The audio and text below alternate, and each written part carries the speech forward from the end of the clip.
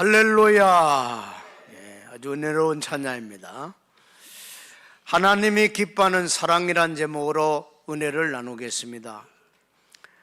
신앙인이라면 삶의 가장 귀한 목표는 분명하지요. 그것은 성공이나 어떤 성취 이전에 어떻게 하면 하나님을 기쁘게 하는 삶을 살 것인가. 이게 우리 예수 믿는 사람의 다 목표 아닙니까? 그렇다면 우리는 반드시 질문을 해야 합니다. 과연 하나님은 무엇을 기뻐하실까라는 겁니다. 하나님은 야단스럽게 헌신하는 거나 화려하게 제사하는 것보다가 더 본질적인 것을 구하고 찾습니다. 구약 성경에 하나님은 미가 선지자를 통해서 이렇게 말씀을 합니다. 여호와께서 천찬의 순양이나 만만의 강물 같은 기름을 기뻐하실까? 라고 물으시며 하나님이 원하시는 것은 무엇인지 분명히 생각하게 하셨습니다. 그 질문에 하나님이 또 직접 대답을 하십니다. 유명한 미가서 6장 8절이죠. 하나님께서 기뻐하는 삶은 정의를 행하며 인자를 사랑하며 겸손히 하나님과 동행하는 것이니라 그랬어요. 여기서 인자를 사랑하며 그랬어요. 인자는 구약에 자주 나오는 히브리어 헤세드라는 단어예요. 헤세드, 인자, 풀이하면은 변함없는 사랑, 변함없는 사랑. 하나님 앞에 우리가 사랑을 할 때 변함없는 사랑으로 실천하기를 원한다는 거예요. 사람도 변함없으면 좋잖아요. 우리 하나님 우리에게 원하는 거는 온 마음을 다하여 사랑하라. 그 사랑에는 변함이 없어야 된다는 거예요. 이것은 자비와 긍휼과 모든 성실함을 품는 삶의 태도입니다.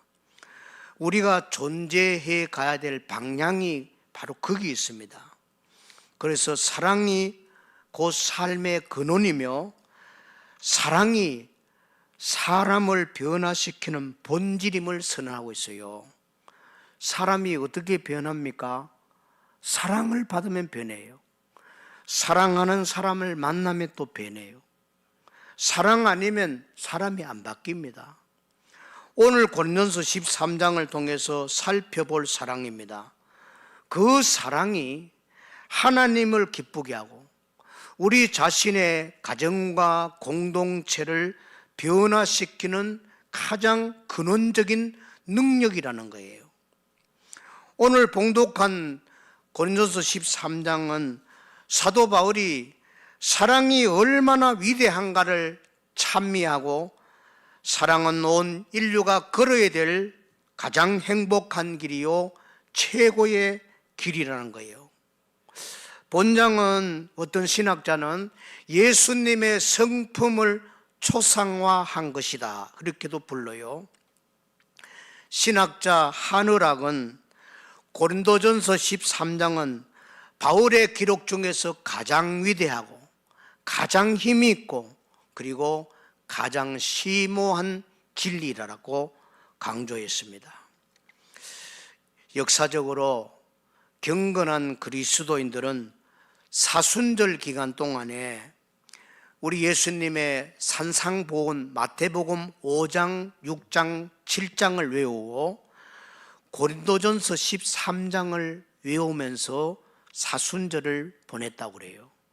금년 사순절에는 고린도전서 13장을 다 한번 외워보도록 도전해 보세요. 너무 귀한 말씀입니다.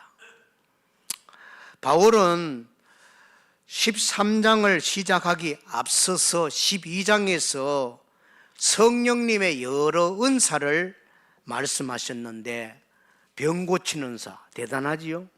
능력 행하는 은사, 방언하는 은사, 예언하는 은사, 그런 은사를 다양하게 성령님으로부터 다 선물로 받는다고 설명하고 그리고 마지막 절에 이렇게 말씀했어요. 12장 끝절입니다.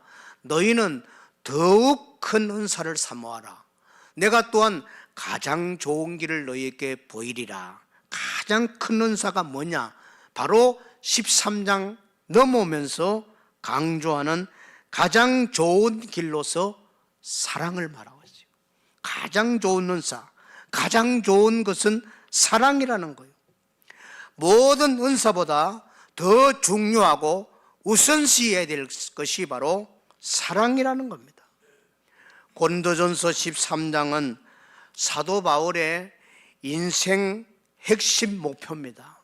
바울은 이 목표를 향해서 평생을 살은 거예요.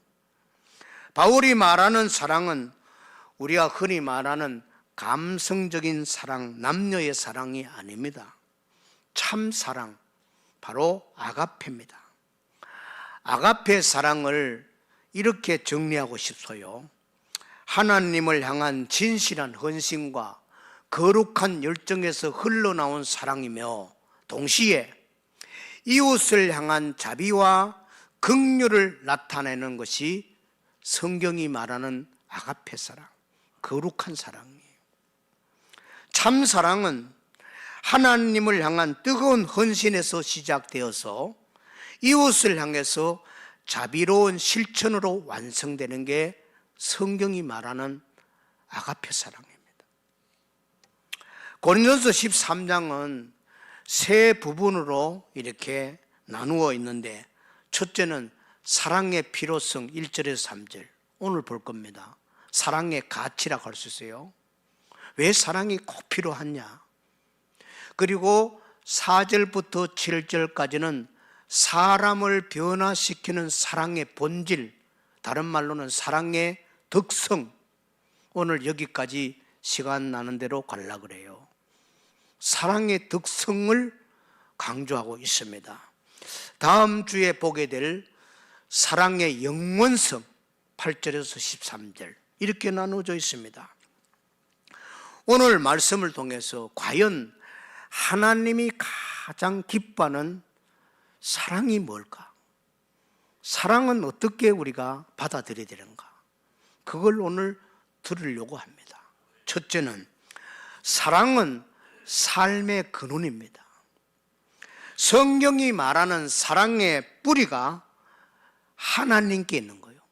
이 사랑은 요한일서 4장에 하나님은 사랑이시라. 한번 따라합시다. 하나님은 사랑이시라. 여러분, 하나님은 어떤 분입니까? 한마디로 말하면 하나님은 사랑입니다. 사랑밖에 없어요. 우리가 먼저 또 하나님을 사랑한 게 아니고 그 사랑은 하나님이 먼저 우리를 찾아오시고 우리를 만나주시는 사랑이에요. 그 하나님의 사랑을 아는 자, 그 사랑을 실제로 체험한 사람은 그 사랑의 뜻을 잘 깨닫습니다. 성경은 이러한 사랑을 아가페 사랑이라 그래요. 오늘 고린도전서 13장에 사랑이라는 단어가 13장 전체에 8번, 한 번 더 치면 9번까지 나오는데요. 다 아가페 사랑입니다. 남녀 사랑은 에로스 사랑이잖아요. 그런 사랑이 아니에요. 부모와 자식 사랑은 스톨케 사랑인데 그런 단어가 아니에요. 아가페 사랑, 거룩한 사랑, 희생적 사랑, 조건 없이 주는 사랑, 이게 하나님이 주는 사랑입니다. 온전한 십자가를 통해서 우리에게 완전히 쏟아주신 그 사랑이 바로 하나님만 내려주는 사랑. 무슨 사랑? 아가페 사랑. 아가페 사랑. 이 사랑은 우리가 노력해서 얻는 것이 아니고 하나님이 선물로 주시는 거예요. 예수 믿는 사람에게 선물로 성령의 은사를 주듯이 사랑의 특별한 선물을 주시는 겁니다. 이 거룩한 사랑을 깨달을 때 하나님의 자녀가 되는 거예요. 이 아가페 사랑을 모르는 사람은 아직 기독교인은 아니라고 봐야 돼요. 이 아가페 사랑을 알아야 하나님을 진짜로 경외하는 사람이 되고 성령으로 거듭난 사람이 되고 이 사랑을 깨닫는 사람이 하나님의 사랑에 감격하고 그 사랑에 항복하고 순종하고 헌신까지 할 수가 있는 거예요. 그러므로 참 사랑은 하나님으로부터 오는 거예요. 사람에게 오는 게 아닙니다. 하나님으로부터 오는 이 거룩한 아가페 사랑은 나를 통해서 이웃에게 흘러가게 만드는 겁니다. 강물이 흘러서 바다로 흐르듯이 하나님으로부터 받은 이 아가페 거룩한 사랑을 흠뻑 받으시고 이웃에게 흘러보내는 우리가 되기를 바랍니다. 이 사명을 감당하라는, 이 사랑은 절대적으로 필요한 거예요. 우리 몸에 피가 없으면 죽는 것처럼 하나님의 거룩한 사랑이 없으면 그 영혼이 존재할 수 없고 살아있을 수가 없어요. 하나님 자녀로 살지는 못해요. 자연인으로는 살 수 있지만은 하나님의 자녀로서는 살 수가 없는 것이 아가페 사랑입니다. 이게 있어야 됩니다. 그래서 바울은 이 사랑을 다른 어떤 것과도 비교하면서 탁월하고 위대하다는 거예요. 1절에서 이렇게 말합니다. 내가 사람의 방언과 천사의 말을 할지라도 뭐가 없으면? 사랑이 없으면, 아가페 거룩한 사랑이 없으면 소리나는 구리와 울리는 꽹과리가 된다 그랬어요. 여기서 먼저 바울께서 첫 번째 방언을 말합니다. 왜냐하면 고린도 교회가 지금 방언 때문에 교회가 시끄러워졌어요. 방언을 하는 사람은 못하는 사람을 괄시하고 멸시하고, 하는 사람은 또 도도하고 거만하고 교만해져 버렸어요. 그게 아닌데, 그러려고 방언을 준 게 아닌데, 그래서 사람의 방언을 가졌더라도 뭐가 없으면? 사랑이 없으면 아무것도 아니라는 거예요. 울리는 꽹과리라고 그랬어요. 소음이라, 소음. 잘 아세요. 여기 사람의 방언이라는 말은 우리로 말하면 유창한 연설을 말하는 거예요. 세계에서 가장 위대한 연설가를 꼽는다면 누구요? 2차 세계를 승리로 이끌었던 영국의 수상? 그래도 안 나옵니까? 윈스턴 처칠 아닙니까? 노벨상도 받은 위대한 사람이죠. 처칠의 그 연세로 연합군을 결성시켜서 마침내 승리를 이끈 거예요. 위대한 연설가지요. 야, 어떻게 그렇게 연설을 잘하나?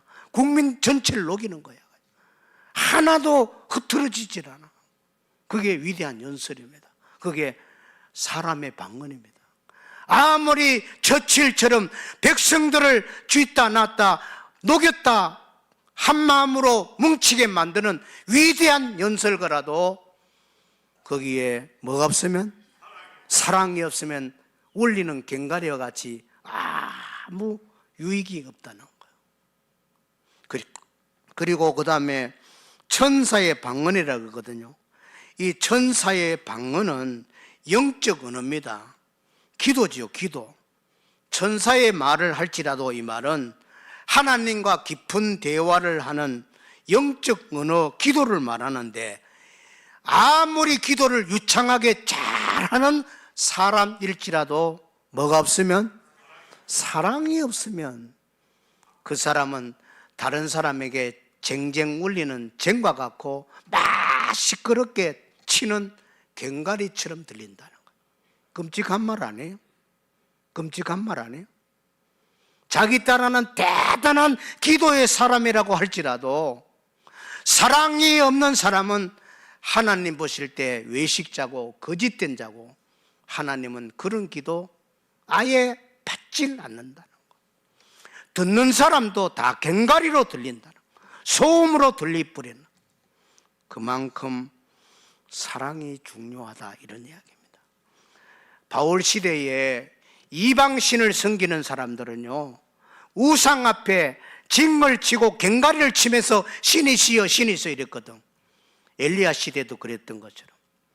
수천 년 동안 우리나라의 무교신앙, 무당들은 무당할 때마다 뭘 칩니까? 네. 무당 안 들어봤습니까? 다 저기 한번 갔다 오세요. 용문산에나 가보든지 가보면은 무당들이 낮에도 중치입니다. 낮에도. 예. 낮에도 계룡산에 가면 중치입니다. 무당들은 밤새도록 징징징 친다고. 귀신을 불러드리려고, 강신을 불러드리려고. 바울 시대도 그랬던 것 같아요. 이방 우상을 섬기는 사람이 막 징을 쳐대면서 신이시여 신이시여 하면서 야단을 친 것처럼 교회 안에서 신령한 채 거룩한 채 기도를 유창하게 할지라도 거기에 하나님 사랑이 없다면 울리는 꽹과리 치는 사람하고 다를 바가 하나도 없다는 거예요. 하나님이 아무 그 기도는 안 된다는 거예요. 바울은 그러면서 또 내가라고 하는 것은 고린도 교인 너희가 이렇게 하면 고린도 교인들이 좀 마음이 아파지니까 내가라고 하는, 겸손하죠. 바울은 위대한 사람이에요. 내가라고 하면서까지 이 사랑을 거룩하게 드러내고 위대함을 보이려고 하는 거예요. 당시 고린도 교회에서 가장 높이 평가했던 세 가지 은사가 있는데요, 그것과 비교하면서 사랑을 말합니다. 2절을 보면은 내가 예언하는 능력이 있어 그래요. 예언. 이스라엘 사람들은 예언을 참 귀하게 여기거든요. 예언은 하나님의 뜻을 전달받아서 사람에게 전한다는 거 아닙니까? 그래서 지금도 마찬가지고요. 고대로부터 이스라엘의 어머니는 낳은 자기 아들이 언젠가는 예언자처럼 하나님께 쓰임받기를 그래 원했던 거예요. 예언자 보세요. 엘리야, 엘리사, 그리고 이사야, 예레미야, 아모스, 다니엘, 세례요한, 얼마나 위대하고 훌륭한 분들입니까? 다 그런 하나님께 쓰임받는 예언자가 되기를 바라는 것이 이스라엘의 어머니들의 다 소원입니다. 그만큼 예언자는 귀중한 사람들이거든요. 그런데 바울께서는 내가 예언하는 능력이 있어도 사랑이 없으면 그 또한 아무것도 아니라는 거예요. 여러분, 예언자가 되어서 하나님의 종이 되었다고 하더라도, 사람이 막 우러러보는 대단한 사람이라고 할지라도 그 가슴에 사랑이 없다면, 그 얼굴에 사랑이 없다면, 그 입술에 나오는 말에 사랑이 없다면, 그 사람의 태도에서 사랑이 없다면 하나님 보시기에 아무것도 아니라는 거예요. 우리 모두가 무엇보다도 중요하게 여길 것은 참사랑, 하나님 사랑, 아가페 사랑인 줄로 믿으시길 바랍니다. 두 번째 이스라엘 백성들이 중요하게 여기는 은사가 바로 지식의 은사입니다. 모든 비밀과 모든 지식을 알고 그랬잖아요. 고린도 교회에는 지식인들이 꽤 있었습니다. 그래서 지식이 최고라 이거예요. 모든 비밀이라는 것은 하나님이 계시하는 구원의 신비를 말합니다. 대단하지요. 구원의 신비를 알고 지식을 많이 가진 사람은 그 당시에 아덴에서 헬라인들, 철학자들을 얼마나 존경받았습니까? 고린도 교회 안에도 그런 철학적인 영향의 분위기를 받아가지고 지식 있는 사람을 굉장히 우러러 봤던 거예요. 바울이 말합니다. 아무리 구원의 비밀을 가졌더라도, 높은 지식을 가졌다고 하더라도 뭐가 없으면? 역시 사랑이 없으면, 하나님이 주신 거룩한 사랑이 없다면 그 또한 아무것도 아니라는 거예요. 오히려 그런 사랑 없는 지식은 마귀의 도구가 돼요. 사랑 없는 사람은 마귀가 활용하기 딱 좋은 사람, 교만하니까. 잘 아셔야 돼요. 사랑이 많으면 마귀가 우리를 못 씁니다. 거룩한 사랑으로 무장된 사람은 누가 씁니까? 하나님 쓰시지. 사랑이 없고 지식만 있는 사람은 마귀가 붙들어 쓰기 너무너무 좋아. 그래서 교회가 시끄럽고 문제인 사람은 꼭 지식에 교만의 영이 들어간 사람이 있어. 판단하고 정죄하고 자기 하는 대로 다 해야 되고 자기 해놓은 대로 안 하면 다 틀렸다 그러고 뒤에서 뒤틀고 교만의 영, 지식의 영, 바로 마귀가 사용하는 사람. 아무리 구원의 지식을 가졌더라도 남이 알지 못하는 굉장한 지적인 능력을 가졌더라도 사랑이 없으면 아무것도 아니라. 그리고 세 번째, 이스라엘 사람들이 크게 중요하게 여기는 것은 믿음의 은사거든. 산을 옮길 만한 믿음이 있을지라도. 본문 한번 읽어봐요. 시작. 또 산을 옮길 만한 모든 믿음이 있을지라도 사랑이 없으면 내가 아무것도 아니다. 아무것도 아니다. 너희들이 믿음 하지만은 산을 옮길 만한 믿음이 있을지라도 사랑이 없으면 너 아무것도 아니야. 그런 이야기죠. 여러분, 믿음은 대단합니다. 믿음이 없으면 하는 기쁘게 할 수 없어요. 그런데 그 믿음까지 해도 사랑이 들어가야 돼요. 한번 따라하세요. 중요한 이야기는 믿음이 있으면서 사랑이 없다면 위선자가 되고 독선자가 되고 독선자 된다 이 말이에요. 사랑이 없으면. 그리고 독재자들은 다 강파가잖아요. 자기 뜻대로 하면 다 죽이잖아. 북한의 김정일 봐요. 남한 TV 보면 다 죽인다 그러잖아. 숨어서 찬송 부르는 사람 다 저기 감옥에 보내고 죽이잖아. 그게 독재자지. 여러분, 믿음이 중요하지만은 그 믿음에 사랑이 없으면 아무것도 안 포악자가 돼요. 중세 가톨릭이 천주교가 믿음 정통 그러면서 얼마나 많은 사람들을 화형시켰습니까? 얀뉴스도 화형시켜 주겠지. 체코의 성자. 독일의 마르틴 루터도 종교재판이 열려가 지금 죽기 직전에 있었는데 독일의 제후들이 지하 통로로 빼돌려서 살았지. 그날 죽은 거예요. 다 믿음을 앞세우면서 사람을 죽이고 화형시키고 입을 틀어막고 뭡니까? 다 거짓 믿음입니다. 아무것도 안 해요. 산을 옮길 만한 믿음이 있다고 하더라도 거기에 뭐가 없으면, 사랑이 없으면 아무것도 아니라는 거예요. 더 포악해지고 더 악해진다는 거. 이렇게 해서 믿음이 중요하지만 그 믿음에는 사랑이 있어야 된다는 거. 그 다음에 또 3절에 가서는 또한 구제하는 것과 순교하는 은사를 받았더라도 그보다도 더 사랑이 중요하다는 것. 3절 보세요.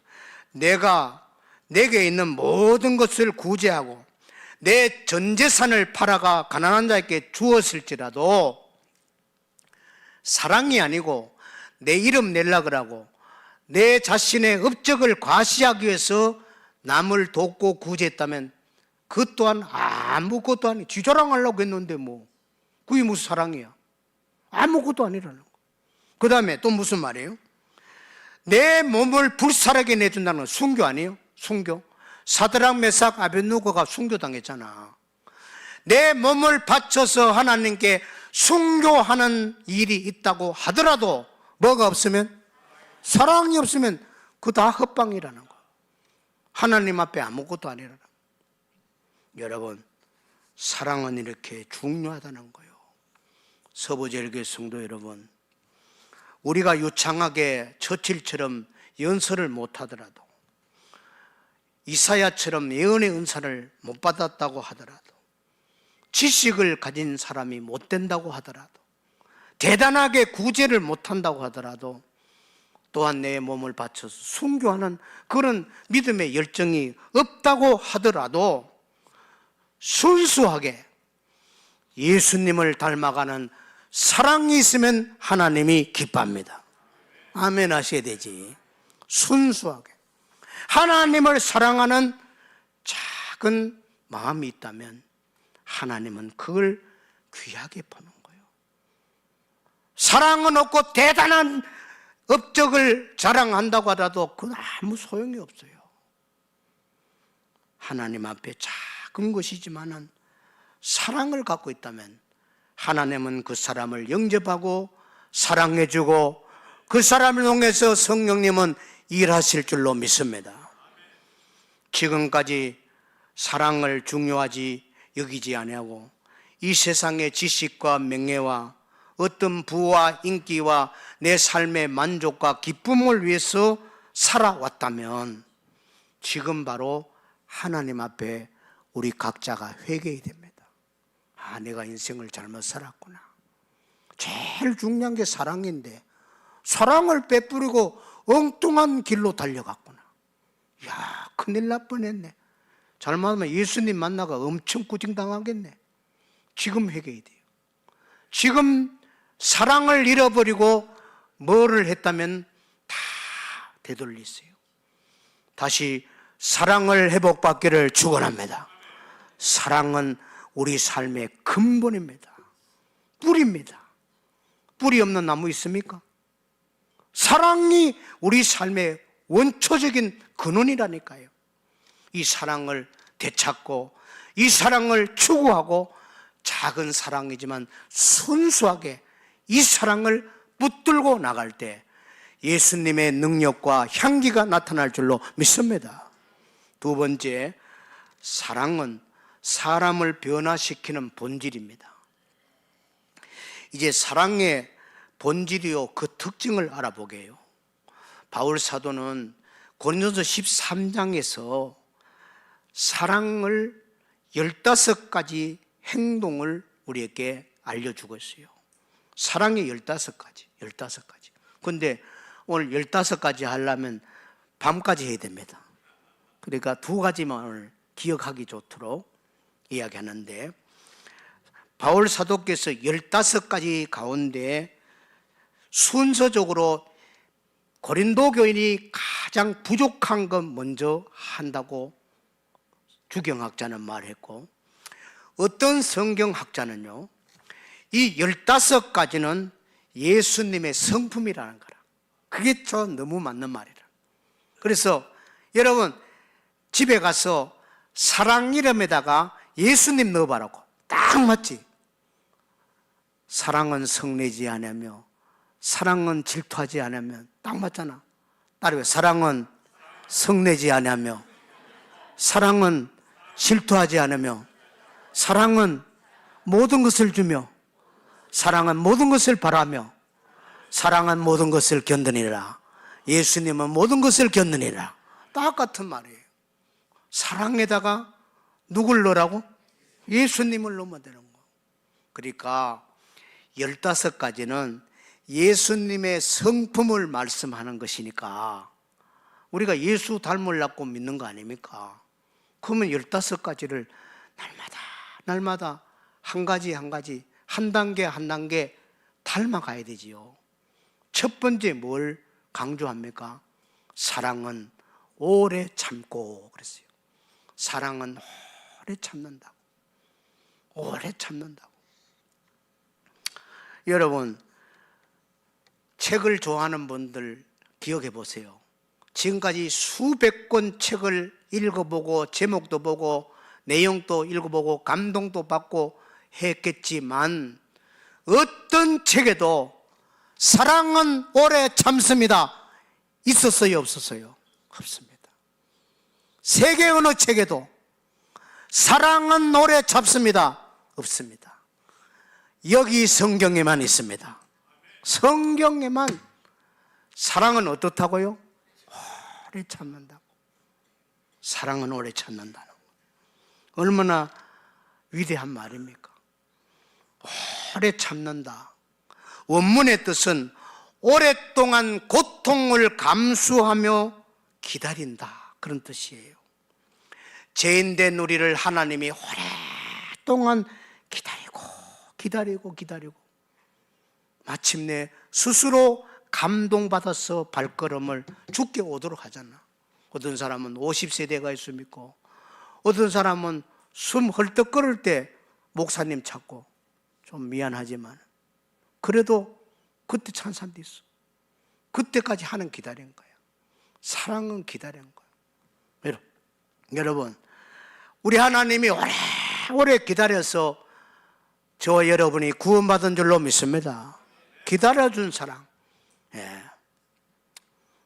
하나님은 오랫동안 우리를 기다려서 우리를 품에 안겨서 구원의 은혜를 받게 했던 것처럼 우리 역시 예수님의 오래 참는 사랑을 함께 본받아야 돼요. 고통을 감수하면서 자꾸 우리는 오래 참는 훈련을 잘 해야 됩니다.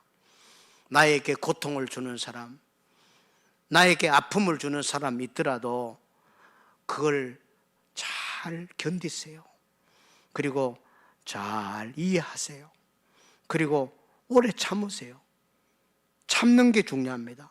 오래 참음의 덕을 쌓고 쌓아서 예수님을 닮아가는 인격적 변화가 일어나는 거예요. 뉴욕 타임즈에서 20세기의 최고의 인물, 2000년 종집을 찍으면서 최고의 인물은 바로 토마스 에디슨을 선정했습니다. 맞죠? 에디슨만큼 큰 인물이 없다. 세계적인 발명 아닙니까? 그런데 에디슨이 어렸을 때 이상한 행동을 많이 한 거야. 학교 가서도 진도를 안 따라가는 거예요. 그래서 에디슨 담임 선생님이 에디슨 어머니를 학교에 불렀어요. 에디슨은 아무리 이야기해도 학습 진도를 안 따라오니까 오늘부로 집에 데려가시라고. 뭐 당한 거요? 퇴학당한 거야. 그 어머니가 에디슨 손을 잡고 눈물 흘리면서 집으로 돌아온 거야. 학교 선생님은 에디슨을 포기했지만은 그 어머니는 에디슨을 포기하지 않고 집에서 1:1로 개인적으로 교육을 시킵니다. 그 어머니는 에디슨을 직접 가르치고 우리 아이는 모자라는 아이가 아니고 뭔가 비상한 머리를 돌리고 있는 자다. 호기심과 가능성을 보면서 에디슨을 가르친 거예요. 훗날 에디슨은 마지막 그의 회고록에서 이런 말을 남깁니다. 나를 위대하게 만든 사람은 나의 어머니였다. 그 어머니 이름이 낸시 메투스 엘리엇이라고 하는 어머니예요. 메투스 엘리엇. 이 어머니가 학교 선생님은 포기했지만은 어머님은 포기하지 않아서 세계의 발명왕, 이 백열등도 에디슨 만든 거 아니에요? 위대한 사람을 만들어낸 거예요. 여러분, 오래 참는 자가 되기를 바랍니다. 불쑥불쑥 맡아내고 화내고 신경질 부르고 그러지 마세요. 원망 불평 막 떠들어대고 그러면 그 사람의 인격이 그만큼 미달된다는 거예요. 자기를 컨트롤하지 못한다는 거예요. 화가 날 때 소리를 질러야 될 순간에 자기를 억제할 수 있는 능력을 가진 사람, 그 사람이 인격자예요. 그 사람이 예수님을 닮아가는 거예요. 오래 참는 자가 되기를 바랍니다. 참아야 돼요. 사랑은 오래 참고, 사랑은 오래 참습니다. 우리 옆 사람에게 축복하세요. 사랑은 오래 참습니다. 사랑은 오래 참습니다. 예. 부부 살다 다투더라도 이 말씀을 꼭 기억해요. 사랑은 오래 참고 주기도 한번 하고, 그래도 신경질 나거들랑 사도신경 외우고, 그래도 안 되거들랑 아파트 한 바퀴 돌고, 그러면 기임 다 빠져버려. 그 사이에 열이 다 빠지는 거라. 그러면 마음이 안정이 돼. 예, 여러분, 자기를 잘 내면을 다스리는 사람이 성을 빼앗는 자보다 낫다고 잠언에서 말씀했잖아요. 오래 참는 자가 되기를 바랍니다. 두 번째는 사랑은 온유합니다. 온유의 원어의 뜻은요, 남에게 도움이 되도록 선을 행하는 거예요. 귀중한 이야기죠. 남에게 늘 도움이 되도록 선을 행하세요. 말로도 행동으로도. 그 사람이 없더라도 남을 돕는 선한 일을 하세요. 온유한 사람입니다. 또 온유한 사람의 특징은 친절합니다. 친절해요. 내게 상처 준 사람에 대해서 선대하세요. 째려보고 찍어내고 막 제가 상종할 거 그러지 말아요. 그거 온유하질 않아.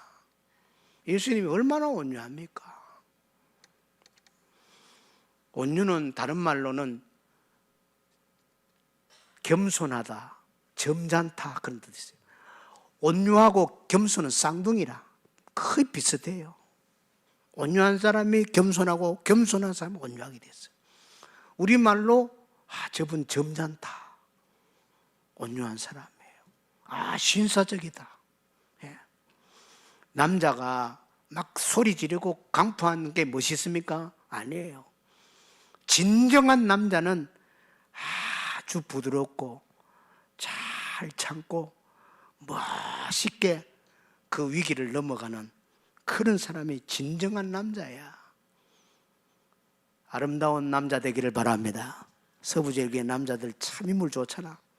인물만 좋아서 안 돼. 속이 멋있어야 돼. 멋있어야 된다고. 남자가 잘 돌아지고 잘 뺏기고 짜질하고 따지고 그러면 좋은 남자가 안 돼. 멋있는 남자, 신사적이고 부드럽고 매너 있고 점잖고 잘 참고 이게 온유한 사람이에요. 우리 서부지역의 성남 성녀 여러분 모두 온유하기를 축원합니다. 사랑은 어떻다고요? 온유하며. 사랑은 예수님이 얼마나 온유해요. 돌 들고 막 죽이려고 그랬는데도 태연하며 땅바닥에 구부러서 허리를 구부러서 손가락으로 땅에 글을 쓰는 예수님 얼마나 온유해요. 화를 내지 않아. 다 받아줘. 그래야 예수님이 온유입니다. 255년 전에 참 따뜻한 마음을 갖고 아픈 사람을 위로하고 교제하고 그런 마음에 푸근함을 가진 분이 있었는데 이분은 또 하나님이 은사를 줘가 찬송 작사를 많이 한 분 존 포시트 목사님이에요. 1771년 어느 봄날 가난한 자기 교회 웨인스 게이트 교회에 이분이 수십 년간 농촌 목회를 하다가 이분이 소문이 나가지고 영국 런던의 카타스트레인 큰 교회에서 청빙을 받아서 왔어요.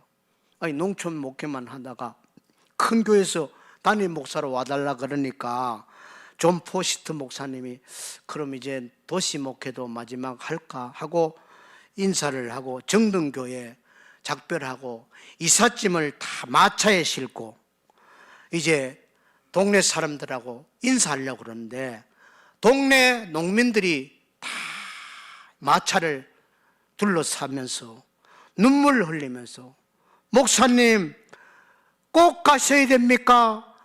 우리를 두고 떠나시면 우리는 어떻게 삽니까? 목사님 없는 삶, 우리 삶에 뭔 큰 기쁨이 있겠습니까? 목사님하고 수십 년간 정들었는데 꼭 큰 교회로 가셔야 됩니까? 마구 막 울어대요. 옆에 사모도 울고 지금은 마차에 실었고 마차는 서서히 움직이고 한 능선을 넘어갔는데 언덕을 넘어가는 순간에 사모님 울어대지 동네 사람들이 울지 그 보면서 도저히 발걸음이 더 이상 떨어지지 않아서 마차 머리를 돌려서 다시 교회로 돌아옵니다. 돌아와서 우리 형제자매 여러분, 우리가 가면서 마음을 바꾸었습니다. 여러분과 남은 생에 함께 하겠습니다. 포시트 목사님이 다 내려놨어요. 그리고 이삿짐 풀고 그날 저녁에 골방에 들어가서 엎드려 기도하는데 하나님이 영감을 주어가지고 막 펜으로 시를 썼는데 그 시가 찬송가 221자입니다. 1절 3절 한번 부르고 우리 반주 한번 해봐요. 주 믿는 형제들 사랑의 사귐은 천국의 교제 같으니, 천국이 따로 여기서부터 시작. 천국의 교제 같으니 참 좋은 친교라. 우리 뜻을 생각하면서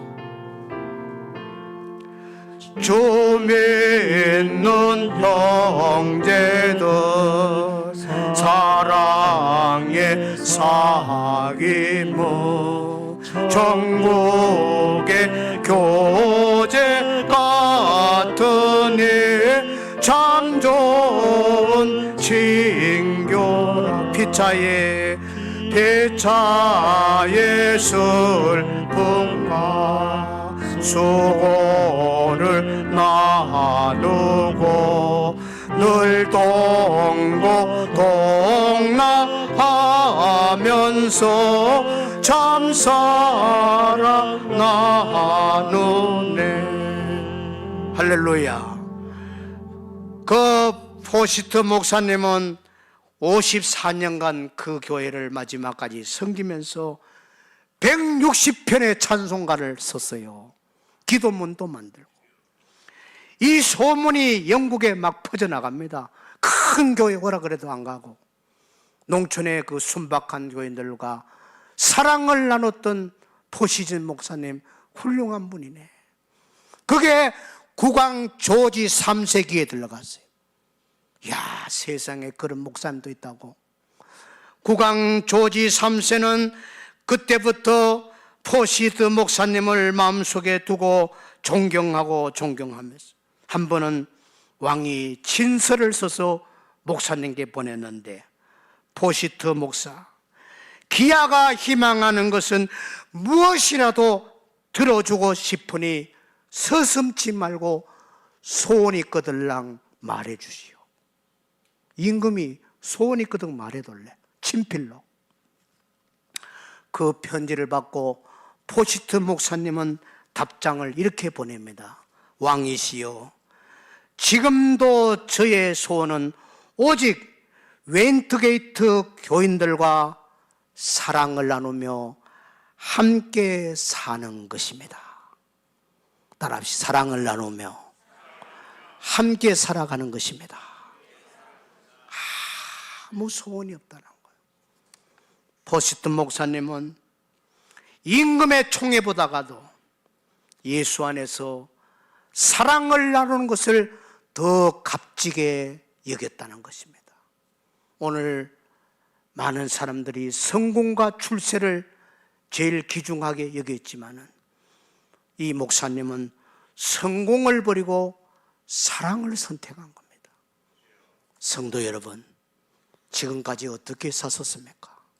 가장 귀한, 방언보다가도, 천사의 언어보다도, 예언보다가도, 믿음보다가도, 어떤 것보다도 더 귀하고 위대한 것은 사랑인데, 사랑을 제쳐버리고 인생을 살아오지 않았습니까? 다시 사랑을 되찾는 우리 믿음의 사람들이 되시기를 축원합니다. 축원합니다. 하나님 아버지, 참사랑, 아가페, 거룩한 사랑, 조건 없이 주는 사랑, 이 사랑 받았으니 이 사랑을 흘러보내는 것이 마땅하오니 주여, 지금까지 이 사랑을 갖고 살아왔는지 우리 자신을 돌아봅니다. 사랑은 우리 인생의 근본이고 이 사랑은 모든 덕의 근본이라고 했사오니 다시 한번 이 사랑을 실행하고 예수 닮아가는 사랑의 사람 되게 하여 주옵소서. 예수님 이름으로 기도합나이다. 아멘.